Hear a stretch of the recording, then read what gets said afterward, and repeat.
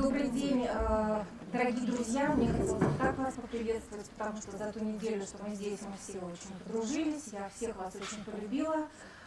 Большинство людей, которые присутствуют здесь, художники. Я искусствовед. Меня зовут Ксения Анатольевна Колобова. Я преподаватель детской школы искусств из города Кировска. Я выпускница Российской академии художеств в Санкт-Петербурге, но вот так вот волею судьбы я влюблена и посвящена именно детскому творчеству. И поэтому мое выступление, как правильно сказала Наталья Алексеевна, это такой эксперимент, это экспресс, потому что очень много информации, она нуждается в гораздо большем времени для того, чтобы ее каким-то образом переварить и представить. Но какие-то вопросы у меня по конкурсу есть, и вопросы к жюри есть, я буду благодарна, если вы на них ответите. Какие-то, скажем так, небольшие заметки, такие путевые заметки. Но прежде чем я хотела бы к ним перейти, я хочу представить себя, чтобы вы вообще имели представление о том, стоит ли меня слушать и стоит ли вообще обращать внимание на мои слова. Мы все здесь очень разные, мы все из разных регионов, мы с разными темпераментами, с разными школами, с разным образованием, но нас объединяет одно очень важное явление. Я бы назвала его феноменом. Это феномен ребенка-художника. Я не знаю, задумывались ли вы когда-нибудь о том, что этот феномен в истории человеческой культуры, он достаточно молодой, он юный, он сам как ребенок. Потому что дети, в общем-то, они рисовали всегда. Мы знаем вот эти вот берестяные, да, 12 века новгородские, вот эти вот берестяночки с рисунком мальчика Анфимия, да, итальянское возрождение нам говорит о том, да, Джованни Каротта работа, о том, что дети рисуют. Да, они рисовали, вероятно, всегда, но вот этот вот феномен именно ребенка-художника, чье творчество оценивается с позиции именно художника, да, и который имеет какую-то самоценность и самобытность, это явление достаточно новое. И заслуга в этом именно искусствоведения. Я не знаю, как в ваших регионах обстоят дела дружбы педагогов, художников с искусствоведами, но я думаю, что это было бы очень не бесполезно, скажем так, и для нас, и для вас. О чем я хочу сказать? Я хочу сказать о том, что вот заслуга искусствоведения, да, в том, что мы знаем о том, что ребенок-художник, он может оцениваться как такая самостоятельная творческая личность. Я буквально такой небольшой сделаю экскурс, где вот точка А – это работа итальянского искусствоведа Коррадо Ричи. Вообще она называется «Искусство детей». Написана она была и издана в Италии в 1888 году. У Ричи встреча с детским творчеством произошла естественно случайно. Да, как случайно было открыто первобытное искусство в пещере Альтамира.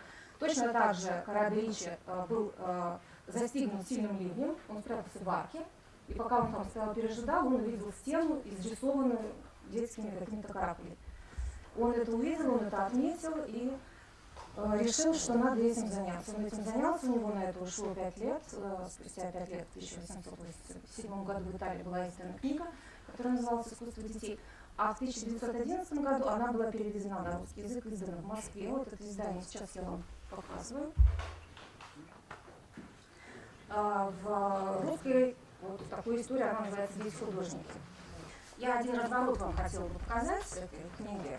То есть это первый такой вот настоящий искусствоведческий анализ. Естественно, он сейчас очень отличается от современных искусствоведческих исследований.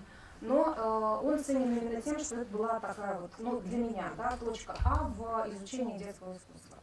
А точкой Б, которая состоялась практически спустя 100 лет, я бы назвала докторскую диссертацию профессора Санкт-Петербургского государственного университета педагогического имени Герцена Ольги Леонидовны Некрасовой-Каратеевой, да, которую наверняка вы все хорошо знаете. Это был такой, да, это был прецедент, когда преподаватель, да, педагог и искусствовед научно доказал, обосновал и доказал в своей докторской диссертации самоценность детского творчества. То есть это не то, что просто ребенок нарисовал, он молодец, да, а то, что это произведение искусства. Да, Владимир Ильич. Рудольф Ну, Рудольф Варнхейм, конечно, мы его очень любим, но это все-таки немножко, согласитесь, другая сфера, да, потому что он это изучает с точки зрения визуального восприятия, да, как визуальную психологию. Да, да, конечно, но у нас немножко другая специфика, поэтому это отдельный большой разговор. Я просто вот обозначаю, во-первых, ну, мне хотелось бы отечественные, да, труды представить, поэтому книга Ольги Леонидовны, она издана вот в таком вот формате, называется «Детское творчество в музее». Ее издавал Русский музей, где прекрасный центр музейной педагогики.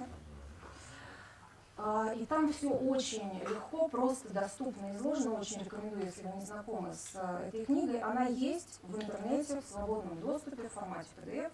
Ее можно полистать, почитать и ознакомиться. Вот, поэтому мои коллеги-искусствоведы, может быть, они не так заметны, да, но они очень много делают для популяризации детского творчества и вот такого продвижения вот этого феномена ребенка художника. Обозначу 3 таких основных, ну, скажем так, аспекта, да, где искусствоведение может взаимодействовать с ребенком художником. Первое – это преподавательская деятельность, это формат учитель-ученик, да, когда ну, что-то преподается. Да, искусствоведам это беседа в искусстве, это история искусства. Второе – это научная, да, научный аспект, когда ну, этим занимаются, как правило, музеи, которые собирают детские рисунки, которые их каталогизируют, которые их систематизируют. И третье – это кураторская, конечно, работа, это кураторская деятельность, это такой пиар, это продвижение. Вот я занимаюсь, в общем-то, так или иначе всеми 3 направлениями, но мне хотелось бы рассказать о себе, о своей работе, как о работе куратора. Потому что очень часто эту работу выполняете вы сами, именно как педагоги-художники, и вы занимаетесь продвижением там, своих детей, да, организуете выставки и так далее. Вот в Мурманской области отчасти, частично для этого есть я. И мне хотелось бы поделиться вот этим своим опытом кураторской деятельности и того, как может быть представлено детское творчество. Более 15 лет я веду такой проект, который называется «Детская галерея». Детская галерея города Апатит она называется, потому что она находилась, собственно, и основана была в городе Апатит. Но я хочу сразу сказать, что несмотря на то, что у нее есть основная площадка, я хочу сказать о том, что это не организация, это именно проект, это выставочно-образовательный проект. Вот это библиотека-музей. Единственное, ну скажем так, красивое здание, по-настоящему красивое здание в нашем городе, в городе Апатит. Так вот, моя деятельность как куратора и как искусствоведа заключалась в том, чтобы придать детскому творчеству несколько более широкий охват с точки зрения ну, научной и образовательной, скажем так. О чем я говорю? Я говорю о том, что мы живем в городе, где нет художественного музея. Там 30 тысяч населения, нет художественного музея. Ближайший музей в Мурманске, это тоже достаточно молодой музей. Мы не можем себе позволить возить туда часто детей. Не все семьи имеют возможность показать там, Питер, Москву и так далее, побывать в каких-то местах. Первый проект, то есть наша деятельность выставочная, она ведется на основе образовательной деятельности, то есть мы работаем с детьми и потом показываем это в выставках. Первый большой проект называется «История искусства в картинках». Поскольку я искусствовед, начинает надо себя, я начала с себя. Я просто вам пролистаю те проекты, которые у нас были, которые у нас проходили. Это вот ну, такая заставка, вы можете нас в интернете найти, я всех приглашаю дружить. Ну, первый проект у нас был посвящен творчеству Казимира Малевича. Я сразу хочу сказать, что это вот где Анна Альберт? Это не то, что вот вы вчера сказали, что как обезьянки скопировали. Нет. Под это подведена достаточно, ну, как мне кажется, серьезная методическая такая была.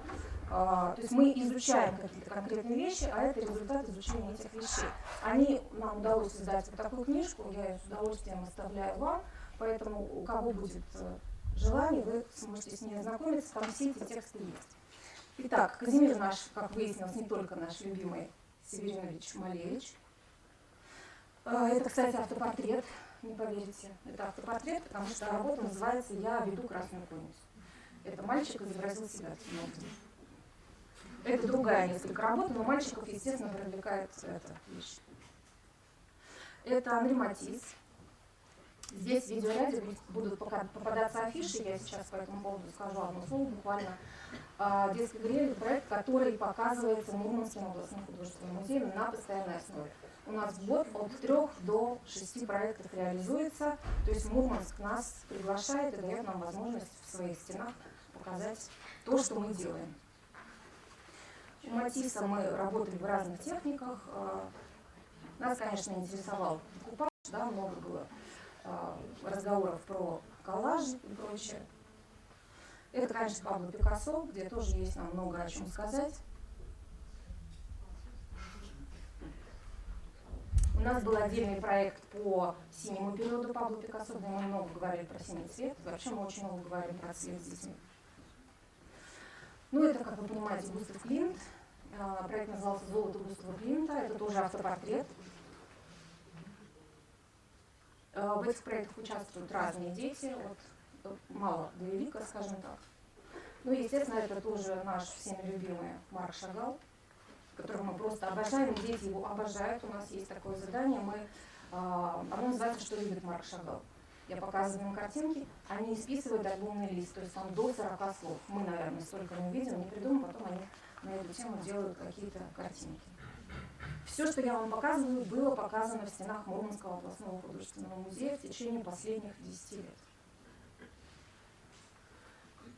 Это Петро Фоткин, у которого мы изучаем цвет, да, пространство листа, какие-то несоразмерности, да, картин. И опять же у нас есть тема автопортрета. Я верхом на красном коне, поэтому здесь такое прочтение. Это Василий Кандинский, очень сложная тема, которую мы также разрабатывали и с малышами, да, с какими-то ранними работами, его декоративными очень, и абстрактными работами, делать которые было очень сложно. Очень сложно. Чем проще внешне кажется работа, тем сложнее ее сделать, объяснить ребенку какие-то закономерности. Но вот абстрактная работа, как выяснилось, это очень полезно. И, конечно, мы обращаем внимание на русскую икону. Мы много говорим об образах в иконе. Мы изучаем отдельно умиление, именно умиление, икону умиления. И образ ангелов в русском искусстве. То есть это, в чем цель этого проекта? Да? Мы вот за 10 лет показали 10 выставок. У нас нет музея, поэтому благодаря тому, что приходят родители, да, детей, которые участвовали в этом проекте, они могут об этом что-то сказать. Потому что я всегда пишу вот такой вот огромный текст, который должен, конечно, сопровождать выставку. И мы вот благодаря детям устраиваем такую вот как бы музейную экспозицию. Второй проект называется «Диалог культур». Ну, как вы понимаете, он посвящен культурному диалогу с какими-то другими народами, эпохами и так далее. Значит, у нас был проект, посвященный майя. Должна сказать, что-то более как бы идет легко, что-то более тяжело. Вот майя, несмотря на сложную, достаточно такую далекую, да, территорию, у нас прошел на ура, очень нравилось детям, в том числе и вот вся их такая некоторая кровожадность. Это Древняя Греция. Вот работа, которая была, ну, «Перька ласточка», знаменитая из собрания Эрмитажа. Мы изучали произведения искусства, мы изучали, конечно, какие-то вещи мифов, да, мифы греческие. Это Япония. Кстати, по поводу этого проекта должна сказать, что вы могли встретить подобный проект у Бориса Неменского. Да? Это его программа «Каждый народ художник», и она изложена в учебниках. То есть определенная какая-то программа, я не знаю, используются они сейчас или нет, это учебники для общеобразовательных школ, да? Но там они рассматривают Грецию, Европу и Японию. Вот Грецию и Японию мы сделали параллельно. Вот еще одни майя.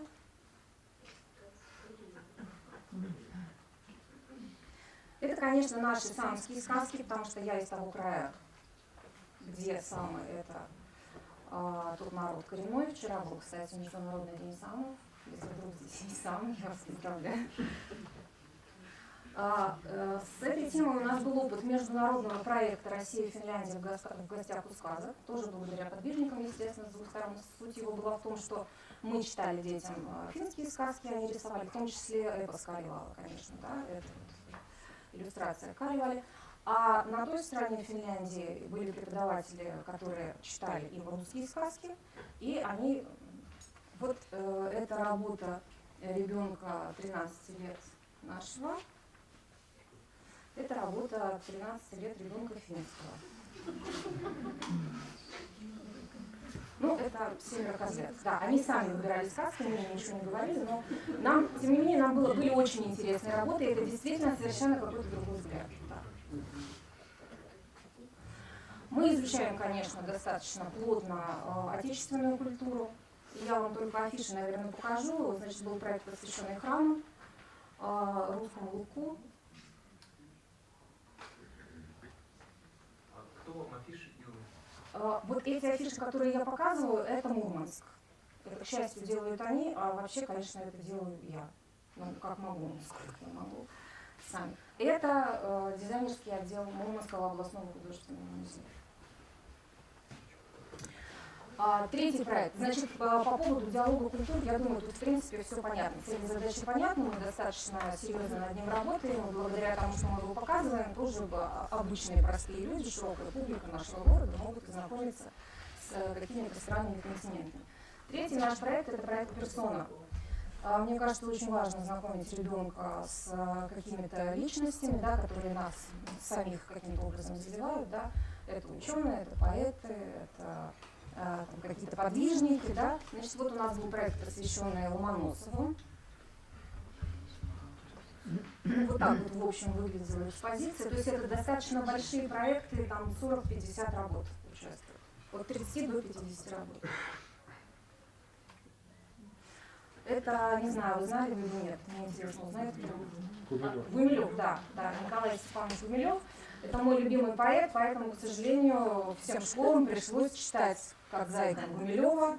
Мы ставили спектакль там неоромантической сказки. Хотя кто-то может сказать, что творчество Гумилева и дети не совсем совместимы, но тем не менее вот у нас удался, тоже был показан в Мурманском областном художественном музее. А в течение какого времени вы работаете над проектом?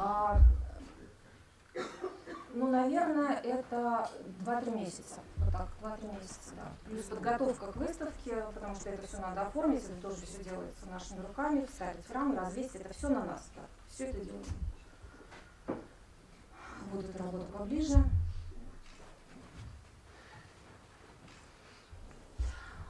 Это Сергий Радонежский. То есть вот у нас Ломоносов, да, у нас Гумилев, у нас Сергий Радонежский. Это его знаменитая встреча с Медведем. Был большой проект, посвященный Александру Невскому. Это все проект «Персона». Одна из работ, в которой участвовала Николая Локотькова, наверное, вы знаете его проект, да, проект там, да, призовое место. Это Петр I.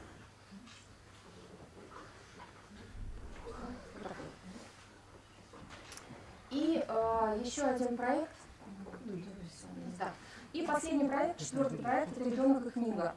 Я думаю, вы все со мной согласитесь, что сейчас культура чтения несколько,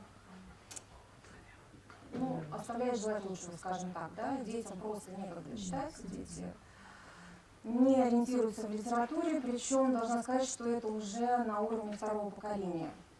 Вот мы сейчас работаем с маленькими детьми, да, чьи родители тоже не читали в свое время. Не читали, не читают, соответственно, они не читают им. И у них вот эта вот читательная культура практически близка к нулю. И, допустим, это необходимо для композиции, да, вот мы сейчас говорили о том, что композиция, она тоже как-то хотелось бы ее, да, на какой-то уровень подтянуть. Я покажу отдельные работы из этого проекта. Это работа выпускников моей многоуважаемой Елены Михайловны Бушмановой, которая здесь присутствовала вместе со мной в качестве эксперта. Это вообще большой проект, у нас порядка 20-30, Елена Михайловна, таких работ, когда мы делаем обложку, да, и 3 иллюстрации. Они очень разные могут быть, но я вам показываю это. Это может быть более такой маленький ребенок, да, и 6 работ, они все на одном пространстве одного листа. Ну вот у нас были такое сотрудничество с Мурманским музеем русской литературы, станковой композиции, мы на это обращаем внимание, мы это делаем, мы мучаем этим детей, и мы показываем, как это может быть. У нас был отдельный проект, посвященный сказам Бажова, который мы очень любим, назывался «Малахитовый сказ». Отдельные, мы начинаем это прямо с самых-самых ранних лет, да, это такой а-ля Майя Никулич, всем известная сказка, да, почему у слоненка длинный нос. А самое раннее это с какого? Ну вот прям начиная с 1 класса, пожалуй, да. Есть взрослые, да, какие-то дети, причем вы видите, мы используем разные техники, это может быть и что-то совсем простое, это может быть что-то совсем сложное, да, такое как линогравия, например, как в данном случае. Это, узнали. Да. Это вы делаете в галерее или в школе? Это все делается в школе. Это все делается на базе детской школы искусств, да, города Апатиты или города Кировска. И потом, это моя кураторская работа. То есть я прихожу и говорю, ребят, давайте делать такой проект.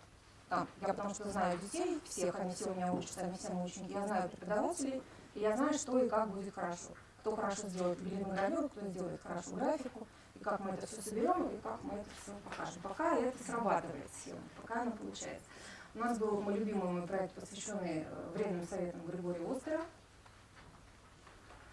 Парочку работ вам покажу. И здесь, конечно, видите, вы обратили внимание, мы работаем с текстом самим, да, то есть мы соединяем визуальный ряд и текст, конечно, потому что от этого никуда нам не уйти, никуда нам не деться. И у нас именно в рамках этого проекта состоялось 2 персональные выставки. Первая была посвящена поэтам России. Я, к сожалению, сейчас не смогла вытащить вам, но кому интересно, я пришлю лично. То есть там стихи написаны обязательно, в каждой работе должно быть стихотворение. И каким образом оно будет показано, там решал уже преподаватель. Там, какой был принцип? Ребенок делал графический портрет того или иного автора, это были поэты Серебряного века, и в коллажной технике слева мы делали текст какого-то стихотворения. Это хорошо, потому что не все там узнаваемы.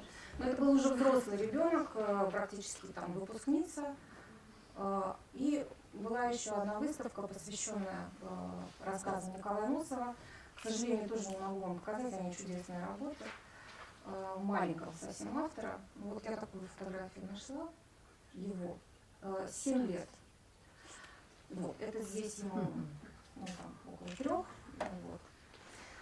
Это что касается нашего проекта. То есть вот как куратор я считаю, что детское творчество, детский рисунок, у него очень большие возможности. Очень большие. И это возможности не просто, да, вот как мы приходим на детскую выставку и говорим «ах», да, или это тематика какая-то, тематическая выставка. Они могут нести образовательную функцию, и вот наш проект детской галереи в течение 15 лет уже это доказывает достаточно хорошо, что взрослые люди, которые не имеют возможности пойти у нас в музей, они говорят, пойдемте посмотрим на Шагала, что ли, да? Или там на Малевича, или еще на кого. Теперь, что касается конкурса, по поводу конкурса. Я не знаю, стоит ли повторяться с благодарностью, восхищением жюри, да, и поклонами. Здесь говорили о том, что жюри в основном совпадало, да, в чем-то. Но были какие-то моменты, которые были спорные. Мне интересно, конечно, вот это. Вот, поэтому я, с вашего позволения, вот наше многоуважаемое жюри. Вообще любой конкурс – это жюри, да? Это жюри. А судьи кто, как известно, да? Вечный вопрос.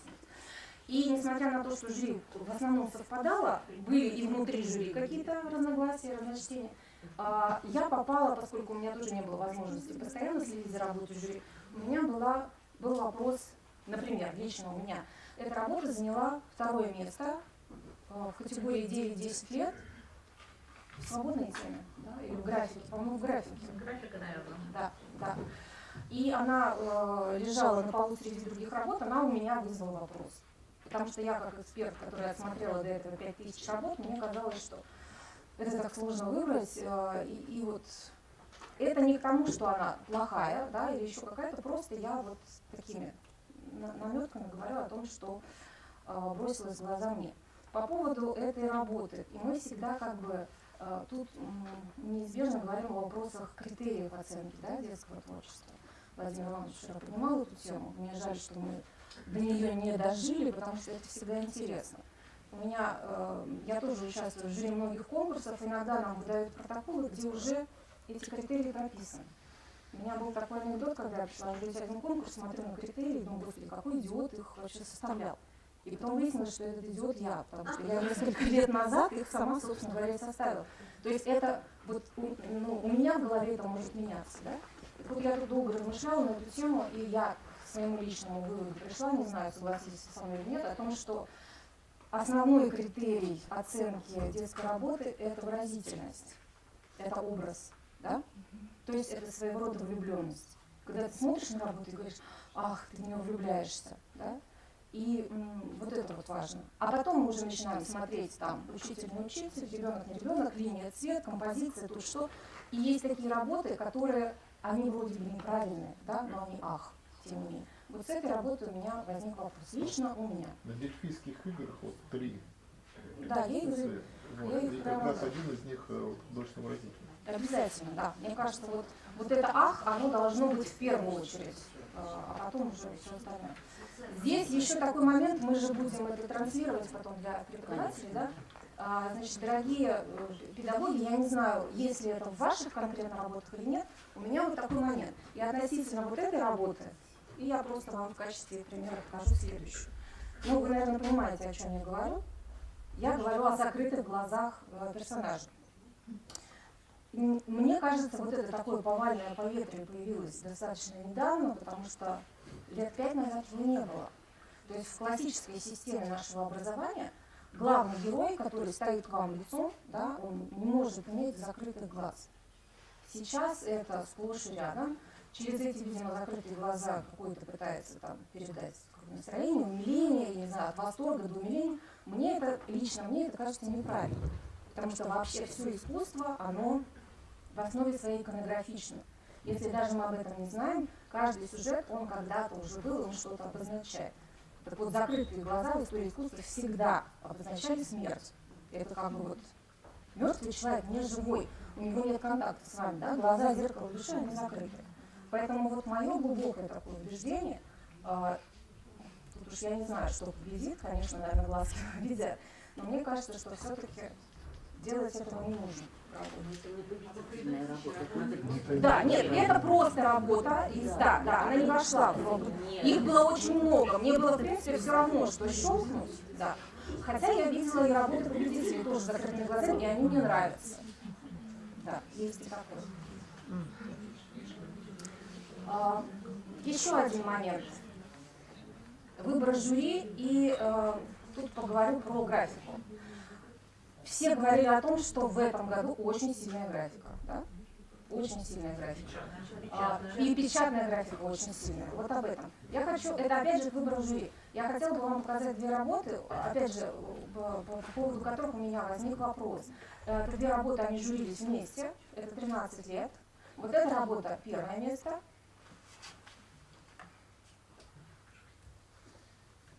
И вот эта работа третье место. Она, кстати, мы ее выбрали в качестве экспертов, и благодаря ей мы познакомились с Глебом Евгеньевичем.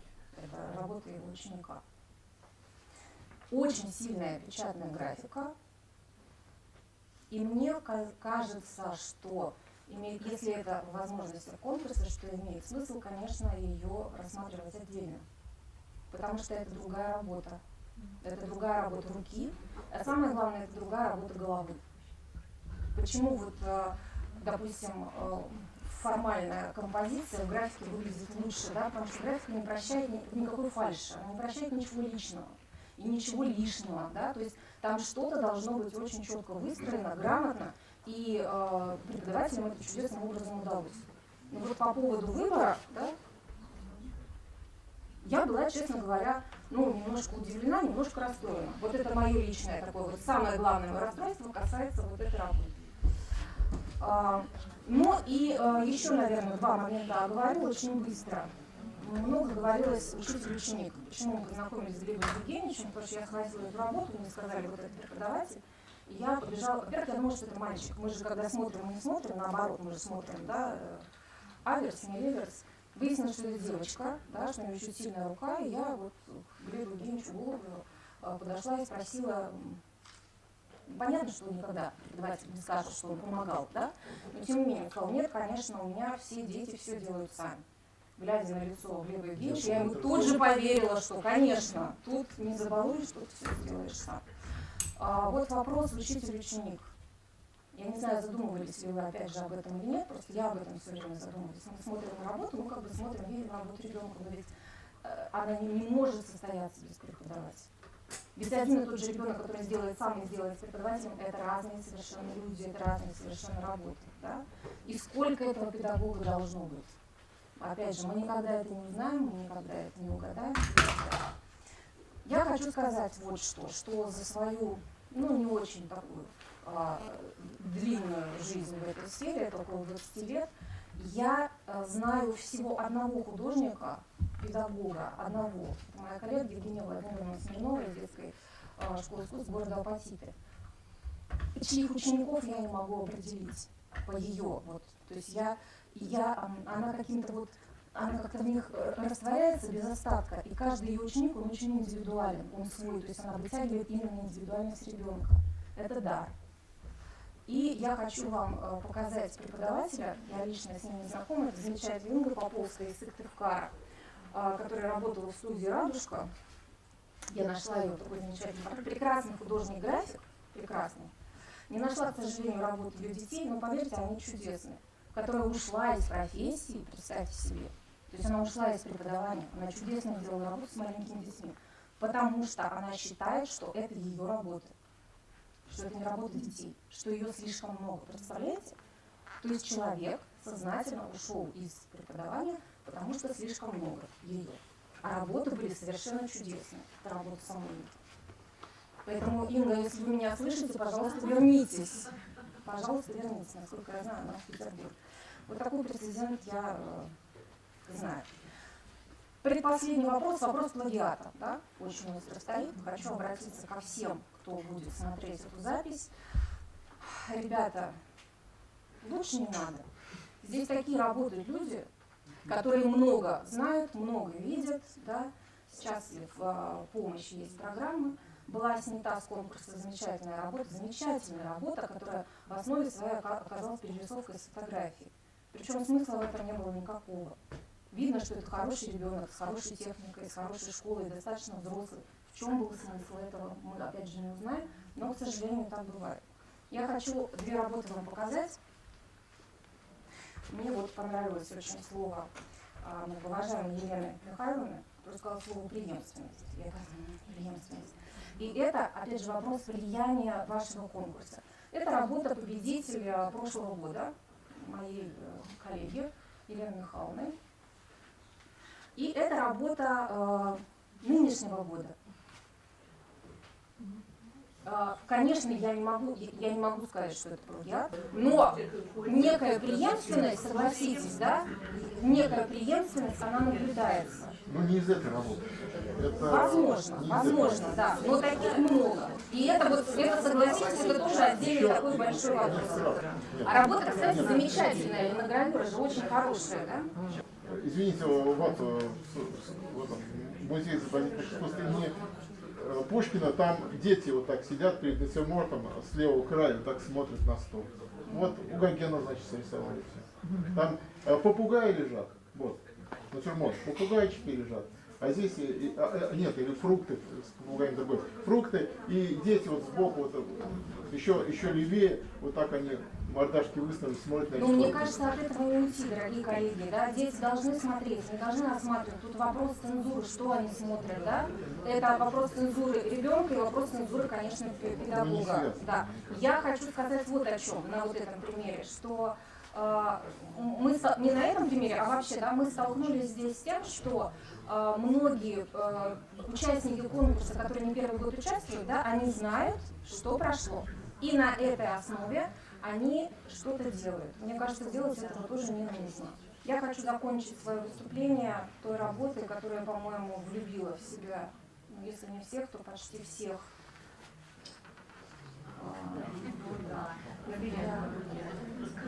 Прекрасный зубр, он белорусский, конечно, да, мы очень любим. Мы не взяли его себе в коллекцию, потому что его взяли там абсолютно все остальные. Мы подумали, что ладно, обойдем. Я прошу прощения, Юрий Фатович хочет сказать по поводу графики, да? Мы дали какой-то Третье место, ну, потому что нам показалось, что здесь творческая составляющая очень небольшая.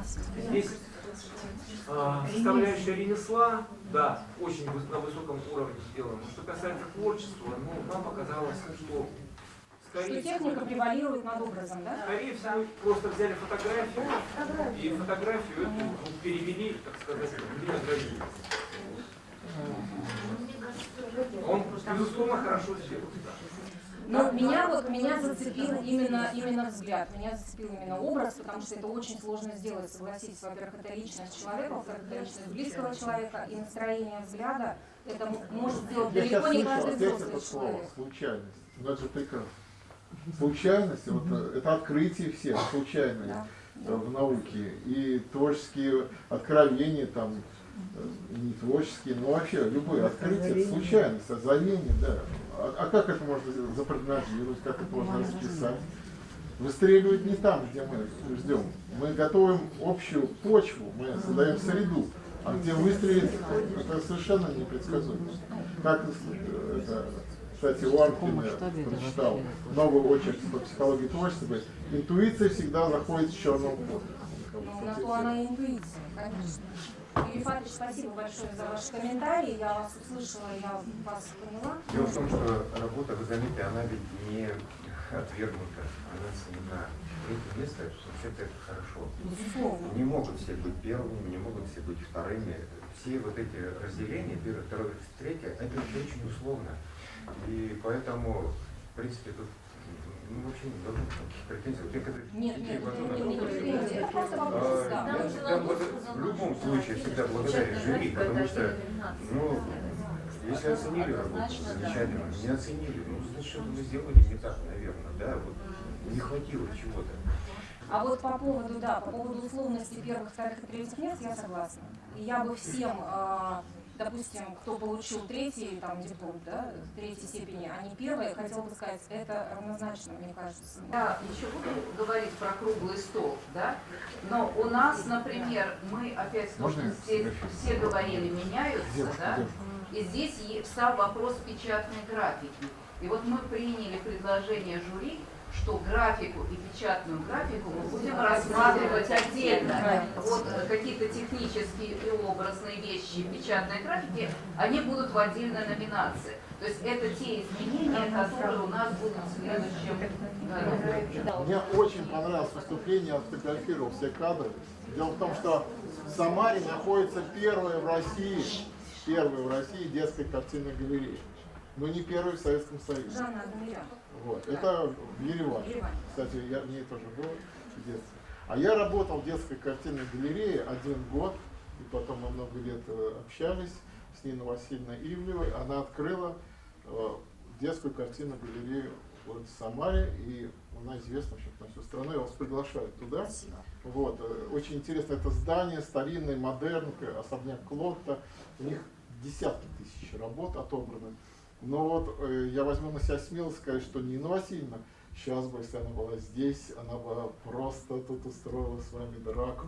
Потому что она Я с женщинами не дерусь. Ну, это не значит, что она не дерется.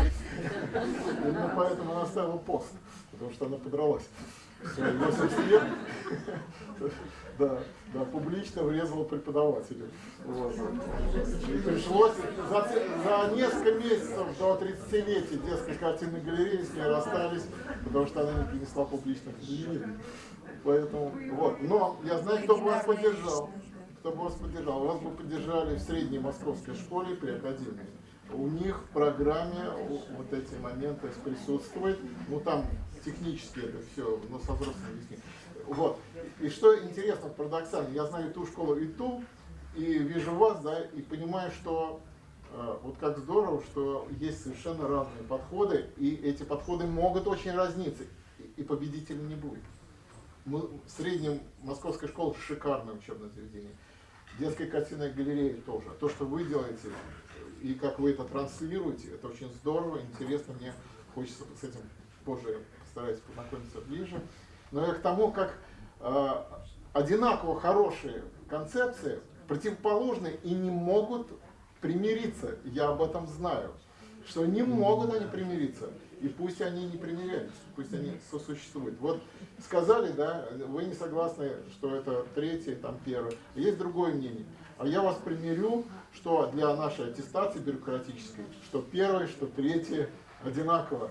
Поэтому вот это мы для себя немножечко там решаем. И может быть действительно не стоит к этому слишком уж так относиться. Вот прям вот я бился, вот хотели критики, что когда третье место, которое даже не будет сфотографировано, и мы там решаем, не зная точное количество, сколько надо отобрать, имеет право третье или не имеет. Вот 23 третьих места или 24.